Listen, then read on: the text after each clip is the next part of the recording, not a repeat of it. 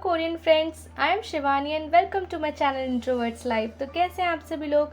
सबसे पहले उन्हें बड़ा वाला थैंक यू जिन्होंने मेरे चैनल को सब्सक्राइब किया है, और जिन्होंने नहीं किया है चिल गाइस आराम से कर देना, कोई जल्दबाजी नहीं है।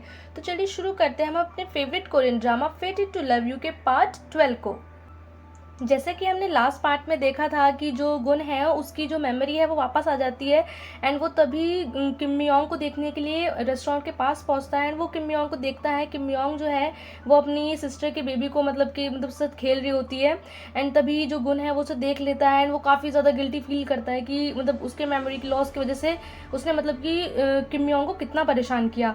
एंड वो सोचता है कि यार बाहर निकल के इससे चलो बात करता हूँ, लेकिन वो नहीं जाता। एंड यहाँ पे वो डॉक्टर से मिलने आ जाता है। एंड तभी वो डॉक्टर से कहता है कि मेरे साथ क्या हुआ था। तो डॉक्टर से बताते हैं कि तुम्हारी जो है वो शॉर्ट टर्म मेमोरी लॉस हुआ था। एंड वो पूछता है कि इसकी वजह क्या है, क्या ये मेरी मतलब कि जो मेरी फैमिली की डिसीज़ है वो शो होनी स्टार्ट हो गई है क्या।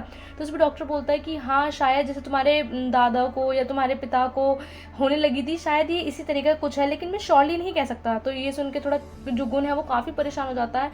एंड वो बोलता है कि क्या जिस तरीके से मेरे फादर को अपनी 30s की एज में ये प्रॉब्लम स्टार्ट हो गई थी, तो क्या मेरे साथ भी ऐसे होने वाला है। एंड अभी तो मेरे जो बेबी है वो भी हुआ भी नहीं है, काश कि वो थोड़ा बड़ा हो जाता, मेरी पूरी फैमिली है, क्या होगा। तो वो बहुत ज़्यादा परेशान हो जाता। तो डॉक्टर समझाता है कि तुम एकदम से कंक्लूजन पे मत आओ, अभी वेट करो, शायद ये वो ना हो, तुम इतना परेशान मत हो। लेकिन यहाँ पे जो गुण है वो काफ़ी ज़्यादा परेशान हो जाता है, क्योंकि उसे अपनी फैमिली की चिंता होने लगती है कि अगर वो चला गया तो उसके बाद उसकी फैमिली का क्या होगा। तो वो कहता है कि मतलब ऐसा नहीं होना चाहिए, अगर ये मतलब बीमारी मुझे शो हो रही है तो प्लीज़ आप इसका कुछ बताइए कि मैं क्या करूँ क्या नहीं करूँ, मुझे नहीं पता था इतनी जल्दी शो हो जाएगी, प्लीज़ डॉक्टर मेरी हेल्प करिए। एंड यहाँ पे हम तभी डैनियल को देखते हैं जो कि किम मियोंग को उसका वो मग देते हैं, एंड बताते हैं कि तुमने लीगुन के लिए बनाया था लेकिन तुमने इसे दिया नहीं, तो जब उसकी मेमोरी वापस आ जाएगी तो क्या तुम इसे तब इसे गिफ्ट करोगी। तो यहाँ पे किम मियोंग कहती है हाँ मैं तभी दूंगी, लेकिन अभी नहीं मालूम कि उसकी मतलब कि मेमोरी वापस कब आएगी। एंड यहाँ पे हम देखते हैं कि डैनियल को कुछ लोग बुलाने के लिए आते हैं रियल एस्टेट के, तो जिसपे कि किम मियोंग पूछती है कि क्या तुम अपने कैफ़े को बेचने वाले हो। तो कहता है कि हाँ। तो क्यों ऐसा, क्यों एकदम सडनली क्यों। तो कहता है कि मैं मतलब कि 1 वीक बाद मतलब 1 हफ्ते बाद जो हूँ मैं वापस जा रहा हूँ, पेरिस जा रहा हूँ। तो कहती तुम इतनी जल्दी क्यों वापस जा रहे हो। तो कहता है मैं अपनी सिस्टर के लिए आया था लेकिन अभी तक वो मुझे मिली नहीं है। एंड यहाँ पे हम देखते हैं कि जो किम मियोंग है वो अपनी वो प्री नेटल क्लासेस में होती है। एंड यहाँ पे आज उनकी क्लास का लास्ट डे होता है, तो जो इंस्ट्रक्टर होती है वो उन्हें बताती है कि यहाँ पे आज हम अपने बेबी के लिए ब्लेसिंग लेटर लिखेंगे, और ये जो है फादर लिखेंगे, मतलब कि अपने बेबी के लिए ब्लेसिंग्स वगैरह लिखेंगे। जब वो बड़ा हो जाएगा तो उसे पढ़ेगा तो बहुत अच्छा लगेगा।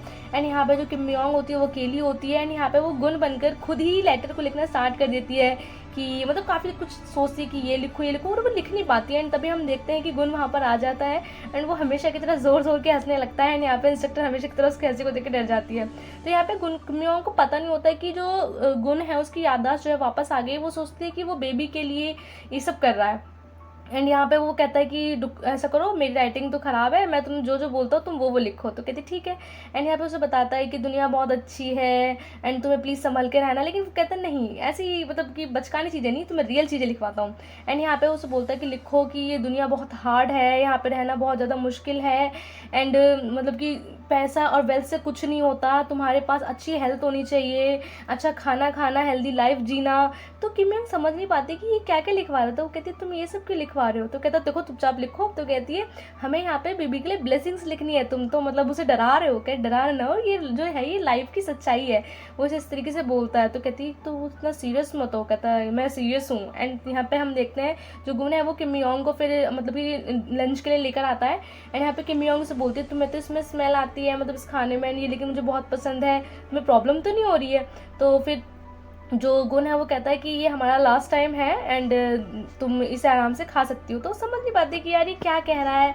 तो यहाँ पे उसे बोलता है कि जो तुम्हें ना अच्छी सी एक लेडी बनना है, तुम्हें हमेशा एक बॉन्ड गर्ल बनना है। मतलब यहाँ पे वो समझाना चाहता है, मतलब वो इनडायरेक्टली अपनी मतलब कि डिजीज़ को लेकर परेशान था, क्योंकि उसे नहीं पता था कि वो अपनी किसी भी कभी भी वो मतलब उसके साथ क्या हो जाए एंड उसके बाद उसकी फैमिली का क्या होगा। तो यहाँ पर वो एक तरीके से किम मियोंग को मोटिवेट सा कर रहा था कि किम मियोंग तुम्हें डरना नहीं है, बेबी को तुम्हें सिखाना है कि वो डॉग से और मतलब ये लाइफ से मतलब किस तरीके से बच के रहना। तो किम मियोंग से बोलती है कि तुम तो बहुत अच्छे हो, तुमने मुझे पोस्टेड गर्ल से बॉन्डेड गर्ल बना दिया है, मैं तुम्हारी वजह से काफ़ी ज़्यादा मतलब कि मैं सब कुछ खुद कर लेती हूँ।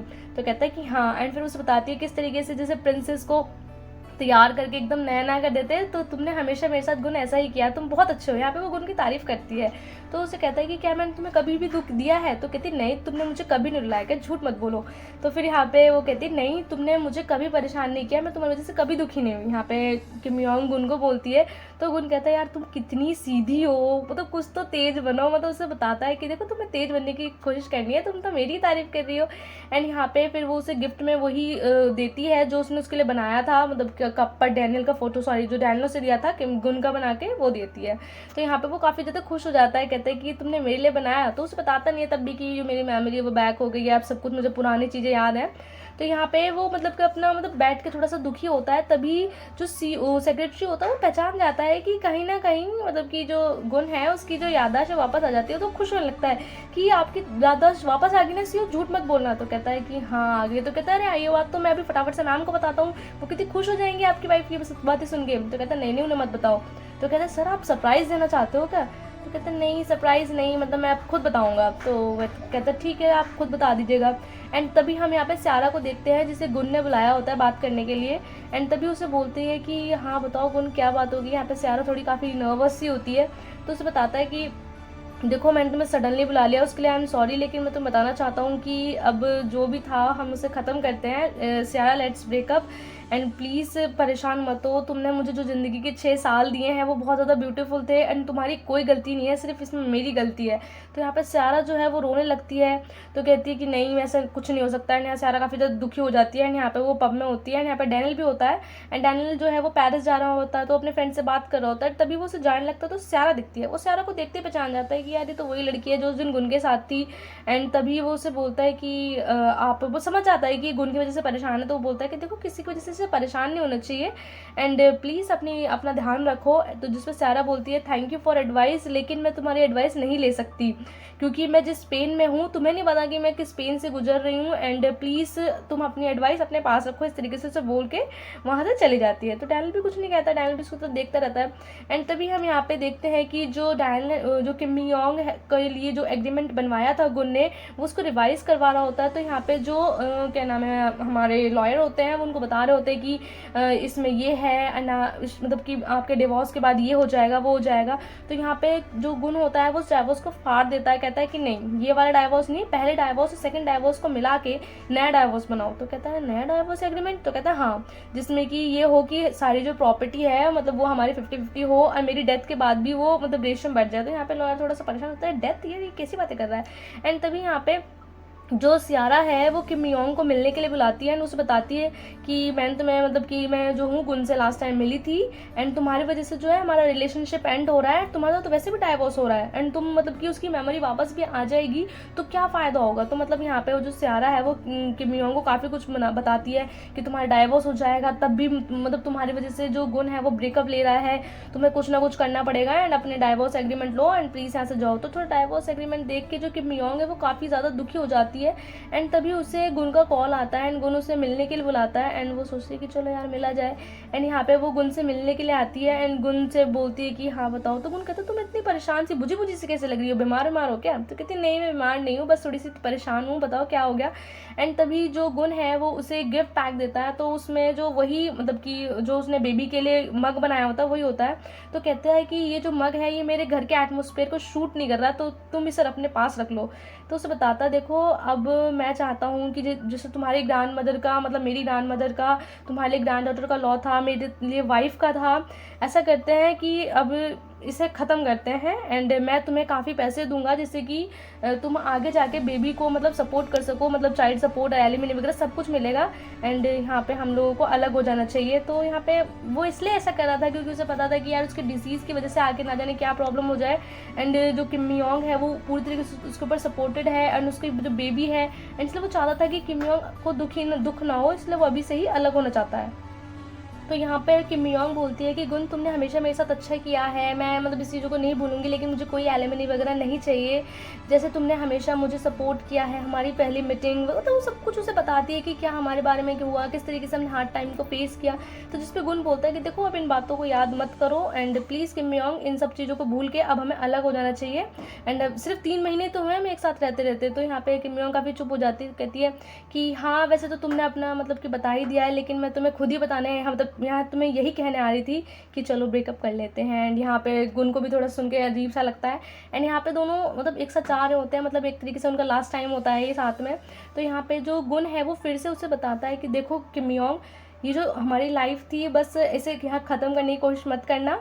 एंड तुम्हें हमेशा अच्छे से रहना है, एक बॉन्ड गर्ल की तरह रहना है हमेशा। मतलब जिस तरीके से उसने शुरू से लेके ड्रामे के एंड तक जैसे जब भी जितनी बार मोटिवेट किया है, इस बार भी जो गुण है वो उसे यही बातें मतलब दोहरा रहा होता है कि देखो हमेशा आराम से रहना, अपना ध्यान रखना, कभी भी किसी से डरना नहीं है, तुम एक पॉजिटिव गर्ल नहीं हो, तुम्हें एक ग्लू की तरह रहना, मतलब काफ़ी कुछ समझाता है। एंड यहाँ पे तभी वो दोनों जाने लगते हैं। एंड जो गुण है वो काफ़ी देर तक किम योंग को देखता रहता है। एंड किम योंग उन्हीं सब चीज़ों को याद कर रही होती है जिस तरीके से जो गुण है वो उसकी हमेशा मतलब उसको मोटिवेट करता था।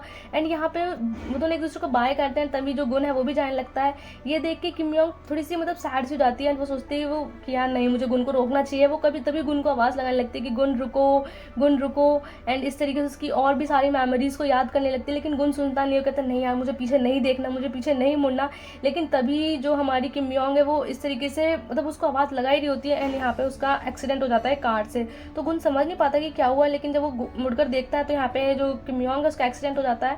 एंड तभी उसे फटाफट से वो लोग हॉस्पिटल में एडमिट कराते हैं। एंड यहाँ पे जो किम योंग उसे बोलती है कि मैं प्रेग्नेंट हूँ, प्लीज़ डॉक्टर मुझे बचा लेना, मेरे बेबी को कुछ नहीं होना चाहिए। यहाँ पे जो गुण है वो भी सबसे ज़्यादा परेशान होता है, कहता है मेरी वाइफ को बचा लो, कुछ नहीं होना चाहिए, प्लीज़ डॉक्टर आप उसे सेव कीजिए। तो यहाँ पे जो डॉक्टर बताते हैं कि जो उसकी सर्जरी होगी उसमें जो है देखो या तो किम योंग या बेबी, हमें मतलब कि बेबी को तो नुकसान होना ही है एंड किम योंग का हम कुछ कह नहीं सकते। तो प्लीज़ गुण तुम्हें ऐसा कोई डिसीजन लेना पड़ेगा जिस पे हम अभी आगे काम करें। तो फिर वो समझ नहीं पाता है। एंड यहाँ पे वो कहता है कि चलो ठीक है ऑपरेशन किया जाए। एंड यहाँ पे तभी किम योंग का ऑपरेशन होता है, लेकिन उसके ऑपरेट होने के बाद जो बेबी होता है वो नहीं बच पाता।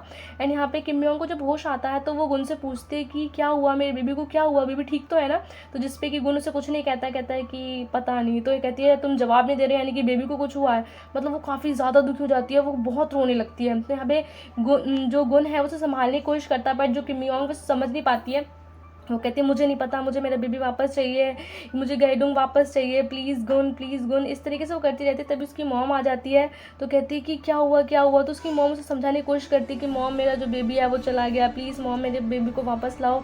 एंड तभी जो ग्रैंड डॉटर जो होती हैं, सॉरी जो ग्रैंड मदर होती हैं, वो भी गुन से बातें कर रही होती हैं। कहती हैं कि बेटा परेशान मत हो। तो जिसपे कि गुण कहता है कि सब मेरी वजह से ही हुआ है, अगर मतलब मैं उसके साथ होता तो ऐसा कुछ नहीं होता। तो जिसपे कि उसकी जो दादी होती है वो बोलती हैं कि देखो हम इसमें हमारी कोई गलती नहीं है, शायद जो हमारा मतलब कि ग्रैंड चाइल्ड था वो हमसे मिलना ही नहीं चाहता था। इस तरीके से संभालने की कोशिश करती हैं। यहाँ पे जो किम योंग है वो सो जाती है एंड जो गुण है उसे देख रहा होता है, काफ़ी रो रहा होता है, काफ़ी परेशान होता है, कहता है कि सब मेरी वजह से हुआ है। एंड तभी वो अपने फादर और मदर की मतलब कि जो चीज़ें होती हैं उनके पास आता है, जो उनके घर में रखी होती है, उनसे बातें करता है कि मॉम अपने मतलब कि जो किम योंग है वो बिल्कुल आपकी तरह ही है, मतलब कि बिल्कुल अपना ध्यान नहीं रखती है। एंड इसके साथ भी ऐसा ही हुआ जैसा आपके साथ हुआ था, मतलब गलत। एंड तभी वो साथ साथ अपने फादर की जो चीज़ें होती हैं उनसे ही बातें करता है कि फादर आपकी वजह से मतलब कि जो आपकी बीमारी थी अब वो मेरे पास भी आ गई है, जैसे आप हमें छोड़कर चले गए थे, शायद मैं नहीं चाहता कि मैं अपने बेबी को छोड़ के जाऊँ और वो ऐसा हो ही गया, वो मुझसे पहले मतलब मेरा बेबी चला गया। इस तरीके से वो काफ़ी ज़्यादा दुखी होता है। एंड तभी यहाँ पे हम देखते हैं कि जो किम योंग होती है वो अपनी मदर के साथ होती है। एंड तभी उसके मतलब कि उसका ब्रदर इन लॉ होता है एंड जो मैनेजर होता है उससे मिलने के लिए आते हैं, उसे बताते हैं कि देखो किम योंग परेशान मत हो, इसमें तुम्हारी कोई स्टार्टिंग नहीं मतलब फॉल्ट नहीं है, शायद ये फॉल्ट हमारा ही था स्टार्टिंग से, जो हमने तुम्हें इस सब चीज़ों में फंसाया, मतलब उसे समझाने की कोशिश करते हैं। तभी यहाँ पे जो डैनियल है वो किम योंग से मिलने आता है। तो डैनियल से बोलता है कि देखो मुझे नहीं पता था, आई एम सॉरी, मैं तुमसे लेट मिलने आया। तो उसे बताती तुम्हें कैसे पता चला कि मैं तुम्हारे घर आ गया था, मुझे तब पता चली। एंड तभी वो उसे बोलता है कि देखो किम योंग परेशान मत हो, ये लाइफ का एंड नहीं है एंड प्लीज़ इस तरीके से इसे एक्सक्यूज़ की तरह मत लो। तो मतलब डैनियल उसे समझा रहा होता है एंड तभी वो कहता है कि इसे मतलब एक्सीडेंट को भूलने की कोशिश करो, आगे बहुत लाइफ है एंड देखो मैं तुम्हारे लिए गिफ्ट लाया हूँ। मतलब वो यहाँ से जाने वाला होता है तो वो उसे पेंट ब्रशेस वगैरह सब कुछ गिफ्ट में देता है, क्योंकि किम योंग को पेंट वगैरह करना बहुत पसंद होता है। तो कहता है तुम इससे मतलब आगे स्टार्टिंग करो, तो मैं बहुत मतलब इन सब चीज़ों को भूलने की कोशिश करो। तो किम योंग को काफ़ी अच्छा लगता है। तभी हम गुन को देखते हैं जो कि किम योंग के लिए वही लव कैंडी लाता है एंड यहाँ पे वो उसे मतलब अपने बेबी को लेके वो काफ़ी ज़्यादा दुखी होता है एंड किम योंग के लिए भी। एंड किम योंग को हम देखते हैं तभी वो अपनी फ्रेंड और अपनी मदर के साथ घर पर शिफ्ट हो जाती है। एंड यहाँ पे उसकी फ्रेंड के घर आते हैं वो, तो उसकी फ्रेंड बोलती है तुम्हें परेशान होने की कोई ज़रूरत नहीं है, मैं यहाँ पर हूँ एंड मॉम प्लीज़ आप आराम से किम योंग का ध्यान रखिए। यहाँ पे किम योंग उसकी मतलब किम योंग की जो मॉम होती है उसके लिए खाना बनाती है, सूप वगैरह, कहती है तुम ऐसे बहुत अच्छे से खाने की ज़रूरत है। तुम्हारा जो अभी सिज़ेरियन हुआ है बाद में होता वो अभी हो गया है, मतलब जब बेबी की डिलीवरी होती है तब भी यही सब चीज़ें का ध्यान रखना पड़ता है। तो प्लीज़ बेटा थोड़ा अपना खाने पीने पे ध्यान दो। एंड उससे तभी बताती हैं कि अब तुम गुण से रिलेटेड क्या करोगी मुझे बताओ। एंड तभी हम देखते हैं कि जो किम योंग है वो गुण से मिलने के लिए आती हैं। एंड तो उससे जो गुण पूछता है कि यार तुम अब ठीक हो ना, मतलब तुम्हें अब कैसा फील हो रहा है, तुम यहाँ क्यों आ गई, तुम मुझे बता देती मैं तुमसे मिलने आ जाता। तो कहती है नहीं नहीं ऐसी कोई बात नहीं है। तो यहाँ पे उससे बात करता है कि क्या अभी भी तुम परेशान हो, क्या तुम मेरी वजह से टेंशन में हो। तो कहती है नहीं नहीं मैं तुम्हारी वजह से टेंशन में नहीं हूँ। तो यहाँ पे जो किम योंग है वो बेसिकली डाइवोर्स एग्रीमेंट पे बात करने आई होती है। कहती है मैं तुमसे एक मतलब क्वेश्चन पूछना चाहती हूँ कि तुम परेशान तो नहीं हो गए। तो कहता है नहीं नहीं मतलब पूछो। तो कहते भले हमारे बीच में शॉर्ट टाइम था लेकिन ये बहुत ही ब्यूटीफुल टाइम था।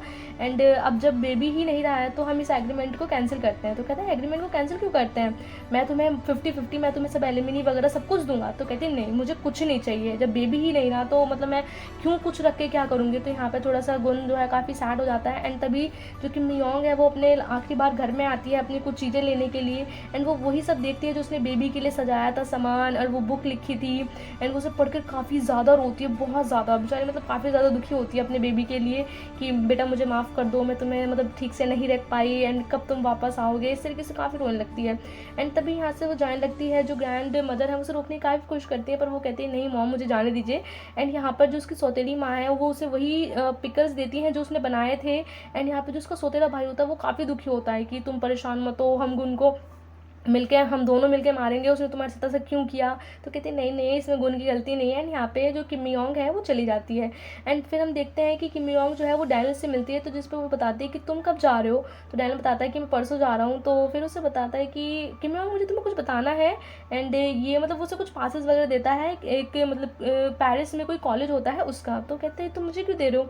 तो कहते हैं देखो तुम अपनी स्टडी को आगे कंटिन्यू रख सकती हो, मतलब ये लाइफ का एंड तो नहीं है। तो किम योंग इसके बारे में सोचती है। एंड तभी गुण भी अपने घर आता है, वो घर को खाली खाली देख के काफ़ी ज़्यादा दुखी होता है, वो भी बेबी की उन सब चीज़ों को देखता है।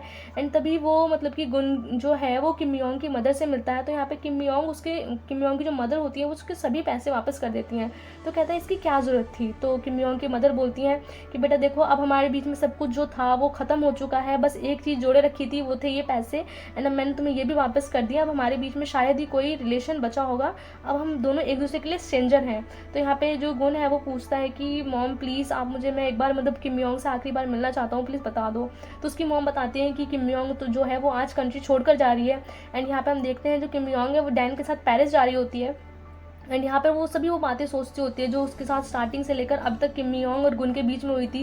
वो सोचते हैं कि किस तरीके से हमारे मतलब कि फेट ने हमें मिलाया, किस तरीके से हमने एक दूसरे को देखा, अगर हम अब कभी आपस में एक दूसरे से मिलेंगे भी तो हम दोनों एक दूसरे को पहचानेंगे नहीं, हमेशा मतलब स्ट्रेंजर्स की तरह एक दूसरे से अलग हो जाएंगे।